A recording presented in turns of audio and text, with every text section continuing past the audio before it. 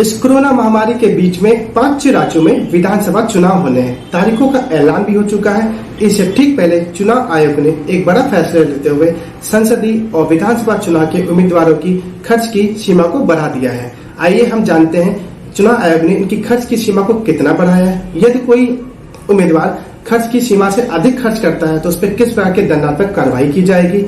इन्हीं सभी सवालों का जवाब पाने के लिए बने रहिएगा मेरे चैनल पर learn with fun Ravi Gupta. नमस्कार, मेरा नाम है रवि गुप्ता। हाल ही में चुनाव आयोग ने एक प्रेस रिलीज जारी करके इसकी जानकारी दी है। यह प्रेस रिलीज आप अपनी स्क्रीन पर देख सकते हैं। महाराष्ट्र, मध्य प्रदेश, उत्तर प्रदेश, पश्चिम बंगाल और कर्नाटका जैसे बड़े राज्यों में संसदीय चुनाव खर्च सीमा 70 लाख से बढ़ाकर 95 लाख रुपए कर दी है। गोवा, सिक्किम, अरुणाचल प्रदेश जैसे छोटे राज्य और केंद्र शासित प्रदेश के लिए यह सेवा 54 लाख से बढ़कर 75 लाख रुपए कर दी है। केंद्र शासित प्रदेश जम्मू एंड कश्मीर में चुनाव व्यय सीमा बढ़ाकर 95 लाख रुपए की गई है।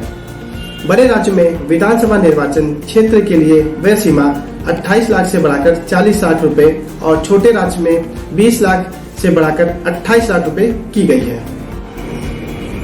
आइए अब जानते हैं आयोग ने ऐसा क्यों किया। दरअसल चुनावी सीमा का खर्च करने के लिए इलेक्शन कमीशन ने साल 2020 में एक समिति का गठन किया था।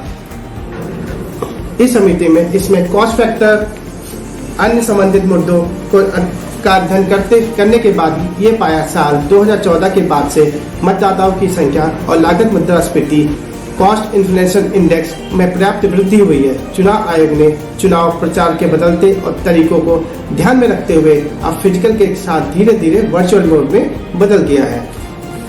इलेक्शन कमीशन ने इसके बारे में और बताते हुए कहा है, साल 2014 से 2021 के बीच में 834 मिलियन से 936 मिलियन यानी 12.23% मतदाताओं की वृद्धि हुई है। लागत मुद्रास्फीति सूचकांक में भी 2014-15 से 2021-22 में भी 32.08% की बढ़ोतरी हुई है। आधार पर चुनाव आयोग ने उम्मीदवारों की मौजूदा सीमा खर्च को बढ़ाने का निर्णय लिया है। ऐसे में उत्तर प्रदेश, उत्तराखंड, पंजाब, गोवा और मणिपुर जिन 5 राज्यों के विधानसभा चुनाव के लिए चुनाव होने हैं वह बड़े राज्य उम्मीदवार चुनावी खर्च सीमा तक धन खर्च कर सकते हैं। आइए अब समझते हैं मुद्रास्फीति सूचकांक कॉस्ट इन्फ्लेशन इंडेक्स क्या होता है। हर साल इसका इस्तेमाल मुद्रास्फीति के कारण साल दर साल वस्तुएं और संपत्ति की कीमतों में वृद्धि का अनुमान लगाने के लिए किया जाता है। आसान शब्द में समझे, समय के साथ मुद्रास्फीति की दर में वृद्धि से कीमतों में वृद्धि होगी और कॉस्ट इन्फ्लेशन इंडेक्स की गणना कीमतों को मुद्रास्फीति दर से मिलाने के लिए किया जाता है। एक सरल शब्द में कहा जाए तो पहले की अपेक्षा महंगाई बढ़ गई है, जिसके कारण चुनावी खर्चे भी बढ़ गए हैं। अगला सवाल है, किसी उम्मीदवार के चुनावी खर्च किस रूप में होते हैं। अगर कोई उम्मीदवार चुनावी खर्च से ज्यादा खर्च करता है तो उस पर किस तरह की कार्रवाई की जाएगी।